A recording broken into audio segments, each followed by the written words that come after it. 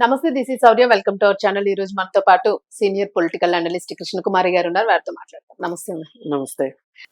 2 సంవత్సరాల తర్వాత దాదాపు కేసీఆర్ గారి మధ్యన కనిపించలే. అసలు ఎన్ని బీసీల ఉద్యమాలు అవి ఇవన్నీ చాలా జరిగినాయి, కానీ అసలు బయట ఎక్కడ కనిపించలేదు, మాట వినిపించలే. బట్ జగన్ గారి పుట్టినరోజు సందర్భంగానే ఆయన బయటకు వచ్చారు అనే వార్త వినిపించింది. అలాగే ఎక్కువగాను ఆయన కన్నా, ఆయన కుటుంబ సభ్యుల కన్నా, వచ్చిన జగన్ గారి బర్త్డే కన్నా చంద్రబాబు గారిని ఎక్కువగా తలుచుకున్నారు అని చెప్పేసి మీరేమంటారు? మీరు కూడా విన్నారా కామెంట్స్? ఏదైతే నేను మొత్తానికి జగన్ పుట్టినరోజు అని వచ్చారని నేను అనుకోను. ఈ రోజు నెలపడుపు అంటే నిన్న నుంచే మొదలవుతుంది కదా, అందుకోసం ఆయన నెలవంక చంద్రుడిలాగా వచ్చాడు. వచ్చి ఈ చంద్రుడు ఆ చంద్రుడితోటి ఫైట్ చేస్తున్నాను అని అనుకున్నాడు. ఎందుకు ఈ ఫైట్, ఎందుకు అసలు ఇప్పుడు ఎందుకు ఈ మాటల యుద్ధం మొదలెట్టాడు? మళ్ళీ కల్వకుంట్ల చంద్రశేఖరరావు గారు ఎందుకు మొదలెట్టారు అంటే, ఆయనకి ఇప్పుడు మళ్ళీ తెలంగాణ సెంటిమెంట్ అవసరమైంది. గుర్తుకు రావడం కాదు, ఆయనకు అవసరమైంది. ఆయనకి, ఆయన పార్టీకి, ఆయన కుటుంబానికి అవసరమైంది. ఆయన కుటుంబం ఇవాళ ఒక రకంగా అడ్రస్ లేకుండా పోతుంది. కేసీఆర్ బయటకు వచ్చి మాట్లాడకపోతే అడ్రస్ కల్లంత అవుతుంది అనే ఉద్దేశంతో ఎక్కడ అసలు వాడి వేడి లేదు, చడి చప్పుడు లేదు. యువరాజు మాట్లాడుతుంటే ఎవరికి ఎక్కట్లేదు. యువరాణి నాటకాలు ఆడుతుంటే ఆ నాటకాలను కూడా ఎవరు పట్టించుకోవట్లేదు. మహారాజ్ దిగాల్సి వచ్చింది. అందుకని మహారాజు గారు దిగారు. యువరాజు యువరాణికి పట్టాభిషేకం చెయ్యాలి అంటే మళ్ళీ ఒకసారి యువరాజు మహారాజు గారు ఆయన నోటికి పని చెప్పాల్సిన అవసరం వచ్చింది. ఒకప్పుడు రాజులు వాళ్ళ రాజ్యాధికారాన్ని నిలబెట్టుకోవటానికి కత్తిని ఆశ్రయించేవాళ్ళు. మన సారు గుర్రం ఎక్కితే దిగరంటారు కదా, మరి మొత్తానికి ఎట్టయితే గుర్రం దిగారు. అర్థమై ఉంటది మీకు, గుర్రం దిగారంటే అందరికీ కూడా అర్థం అవుతుంది. బాగా నిషా దిగినట్టుంది. బాగా దిగి వచ్చారు బయటికి. వచ్చి ఏం మాట్లాడుతున్నారు? ఈయనకి ఎందుకు? ఈయనకి చంద్రబాబు నాయుడు సంగతి ఎందుకు? అదే అంటున్నాను, అదే అవసరం లేదు కదా, పని లేదు. ముందు ఇక్కడ ఉన్నవన్నీ చక్కబెడితే అసలు బిఆర్ఎస్ టీఆర్ఎస్ అని కన్ఫ్యూజన్ లో ఇంకా ఉన్నారు జనాలు. పార్టీ చేంజ్ వచ్చినాయి. అసలు అది కాదండి, మీకు 2014 నుంచి అధికారం మీ చేతిలో ఉంది. 2024 వరకు, 2023 డిసెంబర్ వరకు ఏం గుడ్డి గుర్రాలు పళ్ళు తోమారా, లేదంటే గాడిదలు కాసారా? ఏం చేశారు మీరు? ఇంకా చంద్రబాబు నాయుడు గురించి, ఇంకా ఉమ్మడి ఆంధ్రప్రదేశ్ గురించి, ఈ 2 ప్రాంతాలని కలిపిన దాని గురించి ఇంకా మాట్లాడుతున్నారు అంటే అసలు మీరు ఎంత సిగ్గు లేదు మీకు? అసలు సిగ్గున్నోళ్ళు ఎవరన్నా మాట్లాడతారా ఇట్లా? ఇంత సిగ్గు శరం వదిలేసేసి ఈ విధంగా మాట్లాడటం అనేది ఎంత అసలు మాటలు రావట్లే. తెలంగాణ మాటే ఉంది ఒకటి, బొగువాసితనం అంటారు. ఆ బొగువాసి మాటలు తప్పితే ఇవి వేరే మాటలే కాదు. అసలు ఎంత దిక్కుమాలిన మాటలు! ఇదేం ప్రశ్న? దిక్కుమాలిన ప్రశ్న అంటాడు కదా, దిక్కుమాలిన మాటలు ఇవి. దిక్కుమాలిన ప్రశ్న విలేకరులు అడగటం కాదు, దిక్కుమాలిన మాటలు మాట్లాడుతున్నావు నువ్వు. నీకు అసలు ఇప్పుడు చంద్రబాబు నాయుడు నీకు ఎందుకు గుర్తొచ్చాడు? అదే అర్థం. 11 ఏళ్ళు అయిపోయింది నీకు అధికారం వచ్చి, 11 ఏళ్ళు అయింది నీకు అధికారం పోయి, 2 ఏళ్ళు అయింది.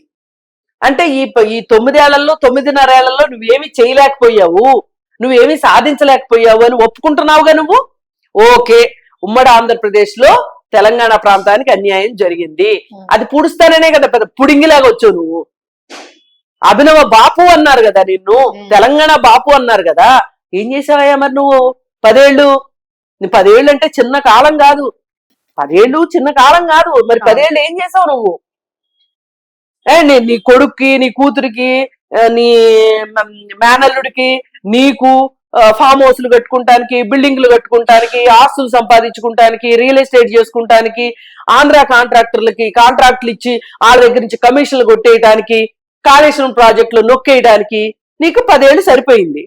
నీకు ఇప్పుడు తీరిగ్గా ఊరి దగ్గరికి వచ్చాక పెళ్ళాం గుర్తొచ్చింది అన్నట్టు ఎవరికో ఇప్పుడు నీకు తెలంగాణ గుర్తొచ్చిందా? తెలంగాణలో నీళ్లు గురించి గుర్తొచ్చినాయా? ఇప్పుడు తెలంగాణ వాదుల మాట ఏంటంటే నీళ్లు, నిధులు, నియామకాలు. ఇప్పుడు ఇవాళ నీళ్లు గురించి మాట్లాడుతున్నావు, నీళ్లు గురించి మాట్లాడావు. ఈ నీళ్ల గురించి నువ్వు 10 ఏళ్ళు ఏం చేసావు? నిధుల గురించి మాట్లాడటానికి నీకు నోరు లేదు. ఎందుకంటే మిగులు రాష్ట్రాన్ని అప్పుల రాష్ట్రంగా చేసావు. ఈ నిధులన్నీ ఎక్కడికి వెళ్ళి అంటే నువ్వు సమాధానం చెప్పలేవు. అన్ని తీసుకెళ్లి కాళేశ్వరంలో పోసావు. కాళేశ్వరంలో స్ట్రైట్ అవే నీకు నీ తాలూకా వాళ్ళకి నీ కాంట్రాక్టర్లకి 60-65-70% మీరు పంచుకోవడమే సరిపోయింది. పని చేసింది అక్కడ 30%. నాసిరకం పనులు చేసి, పగుళ్ళు వచ్చే పనులు చేసి, కుంగిపోయేదాకా బ్రిడ్జిలు కుంగిపోతాయా? ఈ రోజుకి ధవళేశ్వరం బ్రిడ్జ్ ఎట్లుంది? ఈ రోజుకి నాగార్జున సాగర్ బ్రిడ్జ్ ఎట్లుంది? నాగార్జున సాగర్ డ్యామ్ ఎట్లుంది? ఇవన్నీ ఎందుకండి? భరత్ నగర్ ఫ్లైఓవర్, ఖైరతాబాద్ ఫ్లైఓవర్ ఎప్పటివి మేడం? ఎప్పటివి? ఇవన్నీ కూడా కాదు. Gandipet reservoir, Himayat Sagar reservoir, Osman Sagar reservoir సంగతి ఏంటి చెప్పు? అసలు ఇవన్నీ కూడా కాదు. మూసీ బ్రిడ్జ్ సంగతి ఏంటి? ఎట్లా ఉంది? మొన్న కట్టిన సెక్రటేరియట్ లోనే నీళ్లు గారిపోతున్నాయి. ఆయన కట్టుకున్నది. నువ్వు వాస్తు ప్రకారం సెక్రటేరియట్ కట్టుకుంటానికి నీకు టైం దొరికింది. కాళేశ్వరం ప్రాజెక్ట్ లో డబ్బులు నొక్కేయడానికి నీకు కాళేశ్వరం ప్రాజెక్టు డిజైన్లు నువ్వే వేసావు. అభినవ ఇంజనీర్ ఈయన ఇంకో 4 రోజులు ఉంటే అభినవ మోక్షగుండం అని చెప్పి, మోక్షగుండం విశ్వేశ్వరయ్య మళ్ళీ పుట్టాడు కేసీఆర్ రూపంలో అని కూడా అనిపించుకునేవాడు నువ్వు. అపర భగీరథుడు ఇంకో 100 కితాబులు ఇచ్చుకున్నారు. మీరు మీ భుజాలు మీరు చరుచుకున్నారు. ఇవన్నీ చేయటానికి నీకు టైం సరిపోయింది. ఇప్పుడు మళ్ళీ తీరిగ్గా 2 ఏళ్ళు రెస్ట్ తీసుకొని 2 ఏళ్ల తర్వాత గుర్రం దిగి ఈ రోజు నువ్వు మాట్లాడుతున్నావు. తెలంగాణ పైగా ఇంకా గమ్మత్ ఏంటంటే జగన్ చాలా సంతోషపడ్డాడంట ఈయన ప్రెస్ మీట్ ఆద్యంతో. అయితే చాలా మంది జగన్ కి పుట్టినరోజు కానుక అని కూడా అని జోకులు వేసుకుంటున్నారు. అయితే నాకేమనిపించిందంటే అప్పట్లో జగన్ బ్రాండ్స్ ఉండే కదా ఆంధ్రాలో, జే బ్రాండ్స్, ఆ బ్రాండ్స్ ఏమన్నా పంపించాడా? అందుకే బూమ్ బూమ్ షకలక ఇట్లాంటివన్నీ బ్రాండ్ పంపిస్తే ఆ బ్రాండ్లన్నీ సేవించిన 2 ఏళ్ళు చక్కగా అపస్మారక స్థితిలో ఉండి హఠాత్తుగా ఇప్పుడు ఘటోద్గచుడు 6 నెలలు నిద్రపోతాడు, 6 నెలలు తిన్న తర్వాత 6 నెలలకు లేవడంటారు కదా. అట్లాగే ఇప్పుడు ఆ బ్రాండ్లన్నీ తీసుకొని హఠాత్తుగా ఇప్పుడు నిద్రలేసాడా ఏంటి కొంపదీసి? ఏదో ఉంది, లేకపోతే ఏదో ఉందంటే 2 ఏళ్ల తర్వాత ఇప్పుడు వచ్చి ఇప్పుడు ఎప్పుడో ఉమ్మడి రాష్ట్రం గురించి మాట్లాడాల్సిందే. బోల్డ్ సమస్యలు ఉన్నాయి. అసలు శత్రువుని సంతోష పెట్టాలని మాట్లాడుతున్నావు అని వార్తలు వచ్చినాయి అంటే అసలు నువ్వు ఎంత దిక్కుమాలిన పరిస్థితిలో ఉన్నావు. అసలు నీకు ఇప్పుడు చంద్రబాబు నాయుడు సంగతి దేనికి? నువ్వు మాట్లాడినవి కూడా ఏంటంటే అప్పుడు పాలమూరు ఆ ప్రాజెక్టుకి సంబంధించిన విషయం ఎంత పాత విషయం అండి అది. రాజోలి బండ ఆ విషయం ఎంత పాతది అంటే చాలా తెలివిగా రాజోలి బండ రచ్చని ఈ రోజు బయటకు తీసుకొచ్చాడు. అంటే 2004లో ఇదే పని జరిగింది. రాజోలి బండ రచ్చ అక్కడే మళ్ళీ మొదలెట్టారు, అక్కడే కొట్టుకున్నారు. ఉద్యమానికి ముందర అది ఒక విస్ఫోటనం లాంటి విషయం అన్నమాట. అక్కడి నుంచినే బాగా రగిలింది తెలంగాణ. అందుకని తెలివిగా మళ్ళీ అక్కడికి వెళ్ళాడు. ప్రజలేం పిచ్చోళ్ళు కాదులేండి, ప్రజలు ఆల్రెడీ చాలా తెలిసేసుకున్నారు, చాలా తెలివిగా ఉన్నారు. అసలు ఎంత గమ్మత్ అంటే ఇప్పుడు కూతురు వచ్చేసేసి కట్టుబొట్టు అన్ని మార్చేసేసి ఆహార్యం మార్చేసేసి రెండో కృష్ణుడు మూడో కృష్ణుడు లాగా కవిత వేషం మార్చి నాకు చూస్తే నాకు శ్రీశ్రీ పాట గుర్తొస్తుంది. అదేదో సినిమాలో వేషము మార్చెను భాషే మార్చెను ఆయన అని పాట ఒకటి ఉంటది. మిస్సమ్మ సినిమాలో పాట అనుకుంటా. అట్లా ఇవి ఎన్నో మార్చేసేసి బయటకు వచ్చి ఓ పెడబొబ్బులు పెడుతుంది. ఆయన ఎవరు పెద్దగా కించిట్టుగా పట్టించుకోవట్లేదు. ఇక కేటీఆర్ మాట్లాడాడు కేటీఆర్ గురించి ఎవరు పట్టించుకోవట్లేదు. ఇక చివరికి ఫైనల్ గా ఇట్లా కాదు నేనంటూ దిగాల్సిందే, కరవాలను జుడిపించాల్సిందే అనుకుని గుర్రం దిగి వచ్చాడు మహానుభావుడు. వచ్చి ఇప్పుడు ఆయన ప్రెస్ మీట్లన్నీ అంటే రెడీ అయిపోతారు. ఒక 2 గంటలు 3 గంటలకు సిద్ధపడి వెళ్తారు పాపం విలేకరులు కూడా.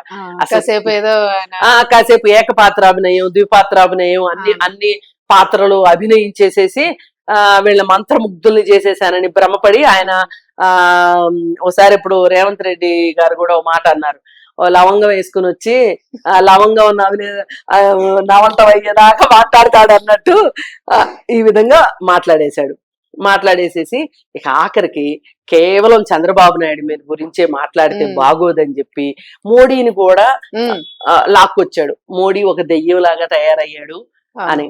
అసలు ఇప్పటిదాకా నిన్ను అరెస్ట్ చేయనందుకు నువ్వు మనసులో ఎన్ని దండాలు పెట్టుకున్నావో, నీకు వాళ్ళకి ఉన్న అండర్స్టాండింగ్. ఒకప్పుడు మోడీ ఏం మాట్లాడాడు, కాళేశ్వరం ప్రాజెక్టు ఏటీఎం అని మాట్లాడి నీ మీద ఏమి చర్యలు తీసుకోనందుకు ఇప్పటిదాకా నువ్వు చాలా సంతోషంగా ఉన్నావు. ఇప్పుడు వచ్చి ఏమీ మాట్లాడకపోతే మీ ఇద్దరికి ఏదో రహస్య ఒప్పందం ఉంది, రహస్య సంబంధాలు ఉన్నాయి అని అనుకుంటారేమో అని ఇప్పుడు కాస్త మోడీని కూడా తిడితే గాని బ్యాలెన్స్ న్యూట్రలైజ్ చెయ్యాలి అనే ఉద్దేశంతో మోడీని కూడా 2 మాటలు దెయ్యంలాగా, ఒకప్పుడు శనిలాగా దయ్యంలాగా, ఒకప్పుడు సోనియా గాంధీని కూడా ఇట్లాగే మాట్లాడాడు, దెయ్యం అని మాట్లాడాడు. అవును, ఇప్పుడు మోడీని మాట్లాడుతున్నాడు.